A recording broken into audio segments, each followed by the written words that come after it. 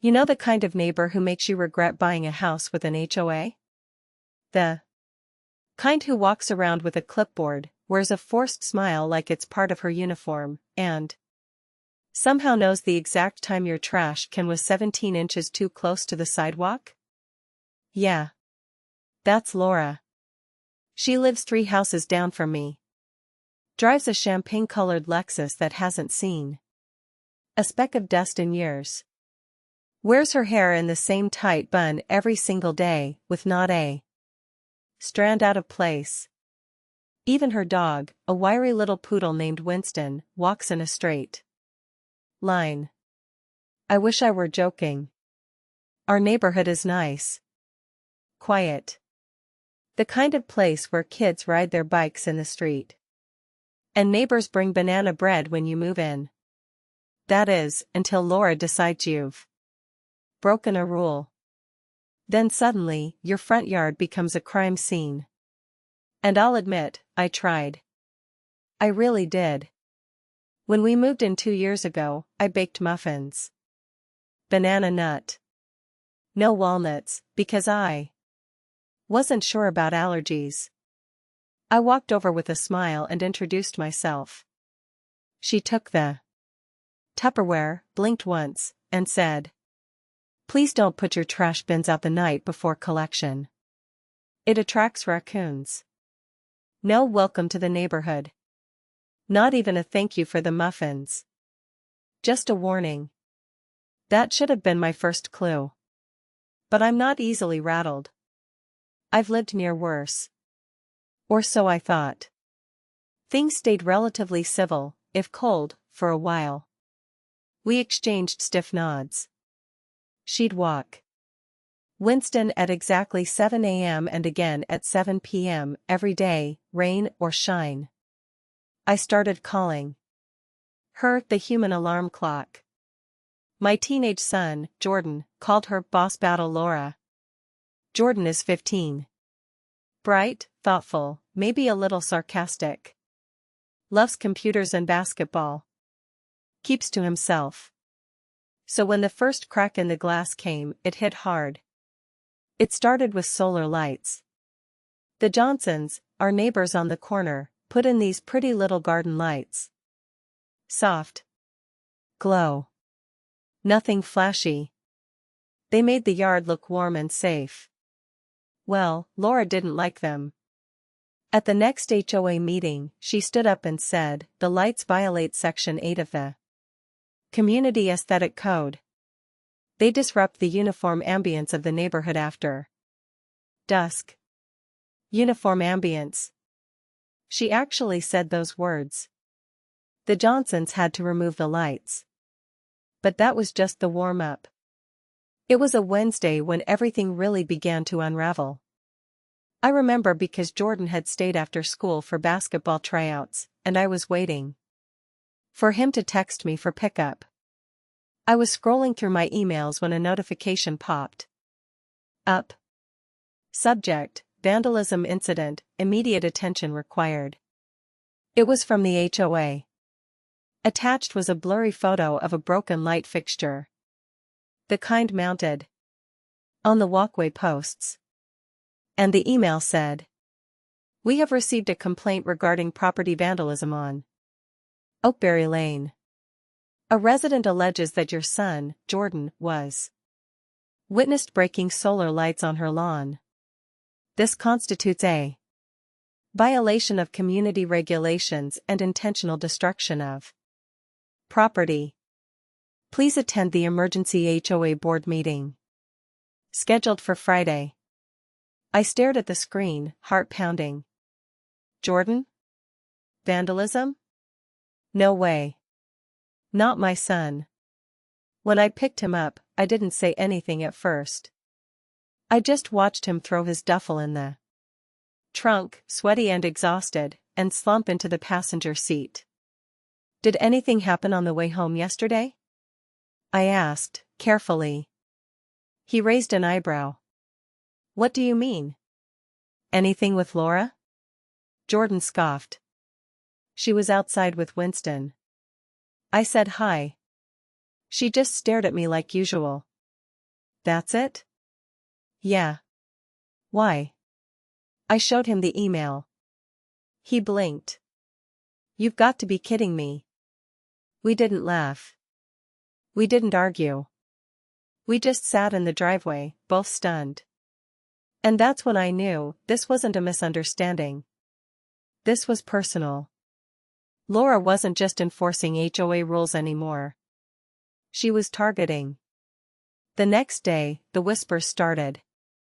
I noticed Mrs. Delgado from across the street glance at our house a little longer than usual. While watering her roses. Mr. Klein's daily jog paused a little too long near our mailbox. Even the mail carrier avoided eye contact. All because Laura filed a complaint. But what she didn't know was that this time she picked the wrong family. Because while I'm not confrontational, I do pay attention. And I had a secret weapon. Our neighbor 2 doors down, Mr. Thompson, had installed a new Ring camera system. One that captured everything on the sidewalk and street. And it just so happened to point directly toward Laura's yard. I texted him, casually. Hey Mark, small favor, you didn't happen to catch anything on your camera Tuesday evening, did you? Around 5:30 or so? He replied within 5 minutes. Actually, yeah. You won't believe what it shows. By Friday, the day of the emergency HOA meeting, I had seen the footage. And everything changed. But that's part of the next chapter. Because first, let me tell you what Laura did at that meeting. She showed up in a cream blouse, crisp as parchment, with her clipboard tucked under her arm like a sword. Winston wasn't with her, this was war. The HOA meeting was held in the community center gym, the kind with faded basketball lines and folding chairs arranged in a circle. About 20 people showed up. More than usual. Everyone loves drama. Laura stood up first. Her voice was calm, measured. I witnessed the miner, Jordan, in front of my home.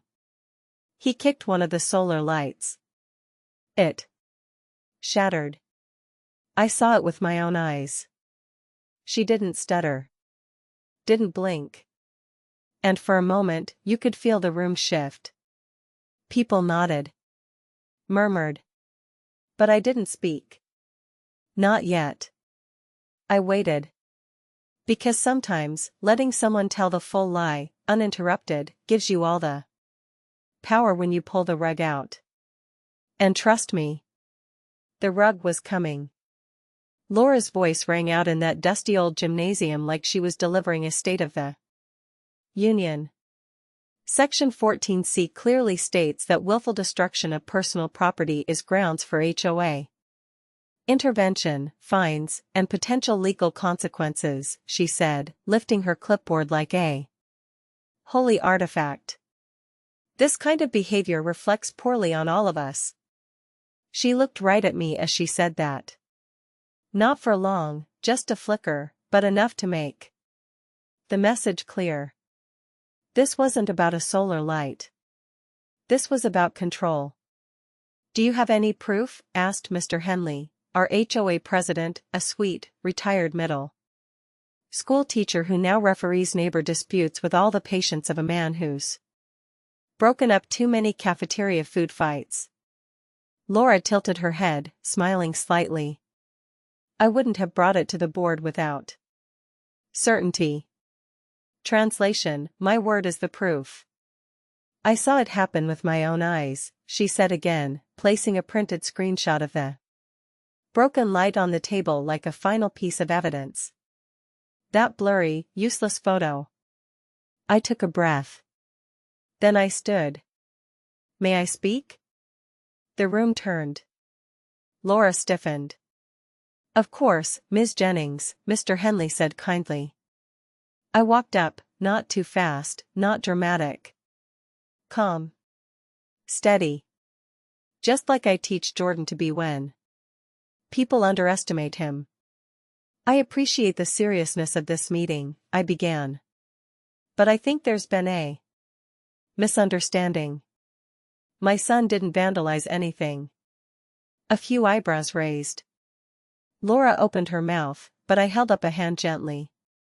I know what you think you saw, I continued. But fortunately, we don't have to rely on memory. A neighbor's security camera captured the sidewalk outside your home on the day in question. A ripple moved through the room. And, I added, it shows clearly that no one touched the lights. In fact. Now I turned and looked Laura dead in the eye. It shows you tripping over one and knocking it over yourself. Then looking around. And. Walking away. Silence. Not shocked silence, stunned silence. Laura didn't speak. Winston, had he been there, would have whimpered. I pulled out my phone, already connected to the gym's projector. Mr. Thompson had emailed me the footage. I clicked play. There it was. Laura, in her beige sweater and pressed pants, walking Winston. She paused to adjust the leash. Took one step back. Clipped the light with her heel. Crash. She froze. Looked around. Bent over briefly like she might pick it up, then stood, straightened her spine, and walked off like nothing happened. The room burst into whispers. Mrs. Delgado covered her mouth. Mr. Klein muttered something under his breath that sounded suspiciously like, wow. Mr. Henley looked disappointed, and that hurt more than anything else. He turned to Laura. Would you like to respond? She cleared her throat, her voice suddenly hoarse. I must have remembered it wrong. I didn't realize, perhaps it was a different day. But the damage was done. The lie had unraveled. Jordan, who'd been sitting at the back with his earbuds in, looked up as if sensing something had shifted. I didn't look back at him. I didn't need to. I knew he'd heard enough. Mr. Henley cleared his throat. Well, he said slowly, given the video evidence, it seems no action against Jordan is warranted. And I think we should remind ourselves to be very certain before making public accusations. The meeting ended quietly. Laura walked out without a word. But the whispers followed her. And that's when things got weirder. The next day, someone left a single solar light on our porch. No note. Just the light. I didn't need to guess who it came from. It wasn't an apology, it was a reminder. A reminder that Laura wasn't done. And she wasn't. That weekend, I got another email. This time about excessive noise after 9 p.m. during a school night. Jordan had been watching a YouTube video with headphones. Then came the unkept lawn notice. Our grass was freshly cut. Then, my favorite, unapproved flag display. The flag in question? A small garden flag with a sunflower on it. A gift from my mother. That one pushed me over the edge. I didn't lash out. That's what Laura wanted. Instead, I started documenting everything. I created a folder. Screenshots, timestamps, photos. I talked to the HOA secretary, who admitted off the record that Laura had sent over 24 emails about our property alone. In 1 month. She's doing this to other people too, she whispered. But never this much. It's like she's obsessed. I wasn't surprised. Laura's identity was tied to control. And when she lost control in that meeting, she couldn't handle it. But here's the thing. What she didn't realize, what bullies never realize, is that people are always watching. Especially in a tight-knit neighborhood. One afternoon, as I was walking our dog, Bailey, I passed Mr. Thompson's driveway. He nodded at me. Nice work at the meeting, he said with a grin. Laura's been needing a wake-up call for years. Then he lowered his voice. "You're not the only one with footage." I stopped. "What do you mean?" He smirked. "Let's just say I've seen her trespass. More than once. Usually when she thinks no one's looking." He winked. "Let me know if you need backup." That's when I realized I wasn't alone. It was as if the whole neighborhood had been quietly tolerating her for years. Some feared retaliation. Others just didn't want to bother. But now? Now someone had stood up. And that opened the floodgates. A week later, I hosted a casual potluck. Nothing fancy, just lemonade, cookies, lawn chairs. I called it Community Chill Night. I invited everyone, except Laura. And they came. Nearly every house sent someone. We laughed. Shared stories. Someone brought out a guitar. Jordan played basketball with the other teens in the driveway. And people started talking. About the time Laura fined the Thompsons for their Halloween decorations.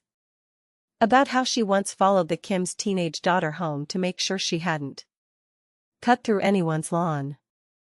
About the time she tried to ban inflatable Christmas decor, citing aesthetic distress. That night, something shifted. Not just in the neighborhood, but in people's eyes. We saw each other again. Past the fences. Past the rules. We remembered we were a community. Not a kingdom. And Laura? She noticed. She walked Winston past the house slower than usual. She glared at the laughter, the games, the music. And then she called the police. The sirens weren't blaring. This wasn't a high-speed chase or a neighborhood lockdown. No. This was Laura's kind of 911 call, low drama, maximum pettiness. 2 patrol cars rolled into the cul-de-sac at around 8:45 p.m., lights flashing, but no urgency in their step. The officers got out slowly, taking in the scene, folding chairs, plastic cups, half-eaten brownies, someone's golden retriever rolling in the grass. This was the potluck Laura had called the police on. She stood across the street like some kind of neighborhood watchtower in human form. Arms crossed, lips pursed so tight they could slice through granite. Winston sat next to her, twitching with the same nervous energy. The officers walked up to me. "Good evening, ma'am," said the taller one, Officer Daniels. He looked about my age, maybe a little younger. Tired eyes. Like someone used to responding to suspicious noise. Complaints that turned out to be late-night karaoke. "We got a call about a disturbance," he said. "Loud music, underage drinking, possibly. Fireworks?" I blinked. "Fireworks?" "No sign of them, ma'am. Just relaying what was reported." I glanced over at Laura, who didn't look away. She stared like she was daring me to flinch.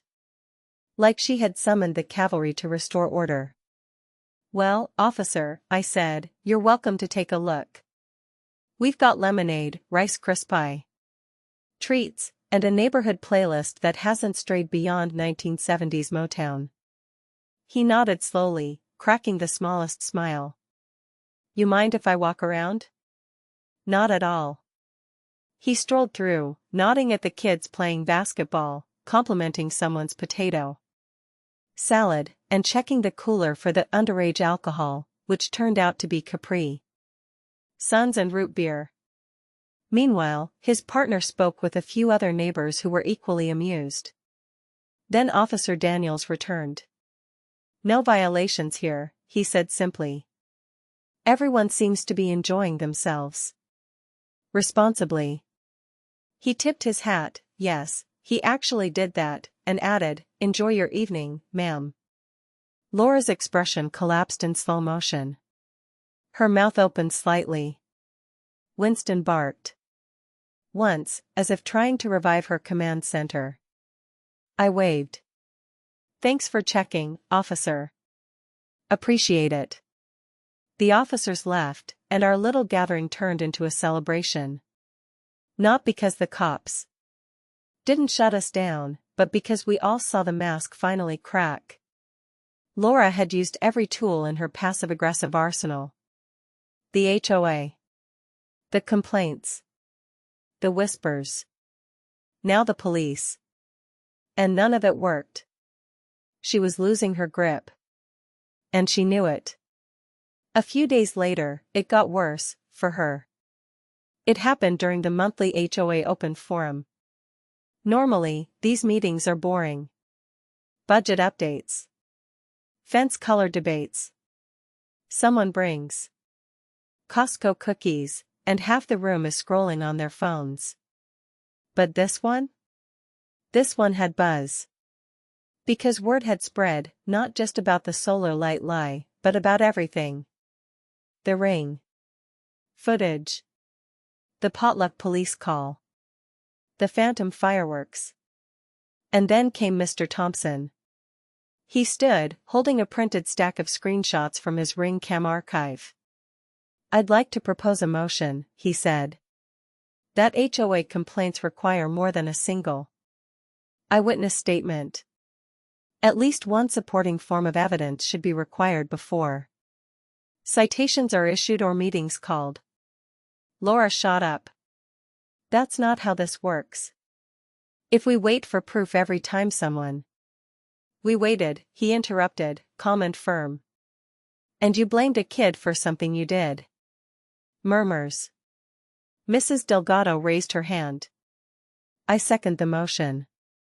Now the murmurs turned into light applause. And then it happened. Mrs. Kim, usually quiet, soft-spoken, stood. "I'd also like to share something." She opened her laptop and displayed a grainy but clear video of Laura opening someone's mailbox. Gasp. A few people audibly said, "Oh my God. That's a federal crime," someone whispered. Laura froze. The footage wasn't recent. Maybe from a few weeks back. Maybe a curiosity or accidental glance. But it was enough.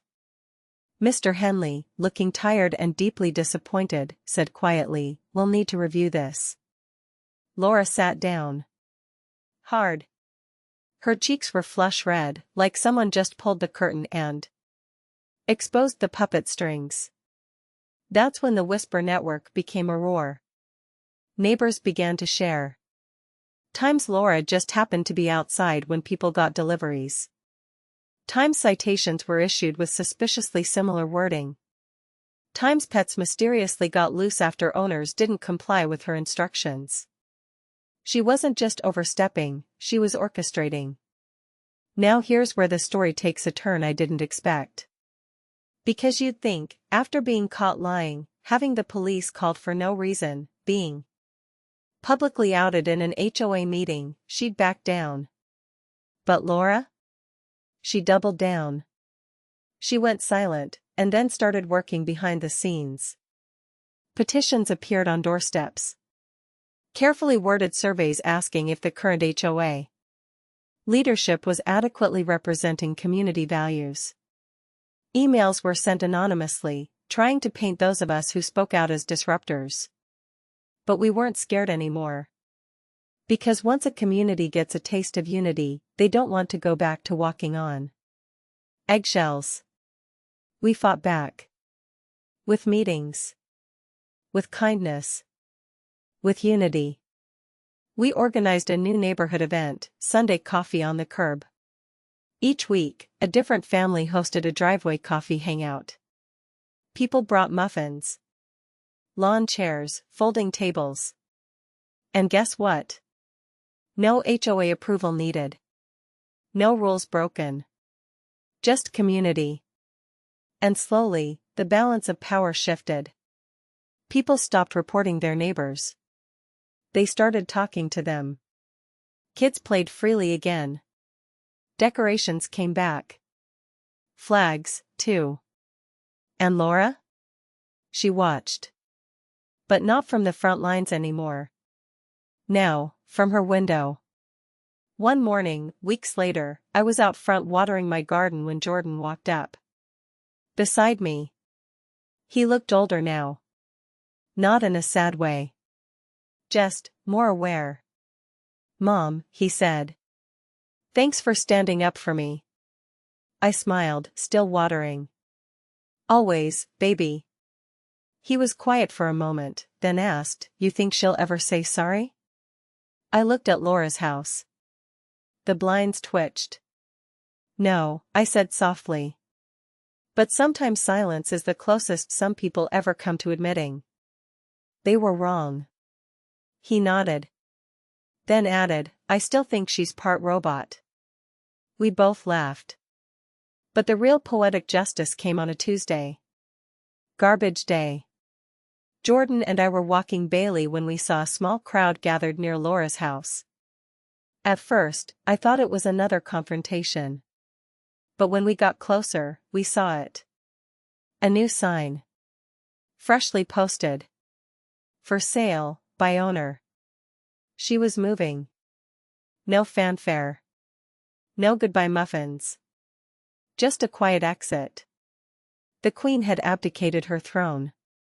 The for sale sign stood like a white flag of surrender. It wasn't immediate. It wasn't dramatic. Laura didn't storm out in the night or have a moving van pulled away by a cheering crowd. No. That would have made her the center of attention again, and that part, I think, she finally realized she'd lost. Instead, her departure was surgical. Cold. Quiet. Boxes began appearing on her porch around the second week of June. Not messy, not labeled, just generic cardboard, stacked with precision. Winston barked a little less. Her blinds stayed shut longer each day. And the Lexus? Gone by the third week. A white minivan took its place, probably a rental. The Champagne Queen was done ruling. Rumors flew, as they do. She's moving to be closer to her sister. No, she got offered a job with a private community board in Arizona. I heard the HOA board asked her to step down, and she couldn't take the embarrassment. Honestly? I didn't care what the reason was. What mattered was the ripple effect her exit caused. Because when the tyrant leaves the castle, the village finally breathes again. In her absence, the HOA took on a new face. Literally. Mr. Henley, bless him, stepped down, to spend more time gardening, and Mrs. Delgado was elected president. She brought in fresh ideas. An online voting system. A new complaint protocol, no more anonymous reports, and every complaint required documentation. People started showing up to meetings not out of fear, but curiosity. And Jordan? He bloomed. He made the varsity team. He started helping Mr. Klein set up a neighborhood basketball clinic on weekends for younger kids. He stopped walking with his shoulders hunched, as if waiting to be accused of something. Every time he passed a window. That alone was enough for me. But perhaps the most satisfying moment of all came not from some big public victory or official apology, but from a tiny, unexpected gesture. One morning, about a month after Laura's house officially went on the market, I found an envelope in our mailbox. No stamp. No address. Inside? A printed photo of Winston, sitting in front of a garden full of solar lights. On the back, scribbled in neat, all-caps handwriting. They weren't even that nice. No signature. No explanation. Just that. It made me laugh. One of those long, surprised laughs that catches you off guard. Jordan thought it was creepy.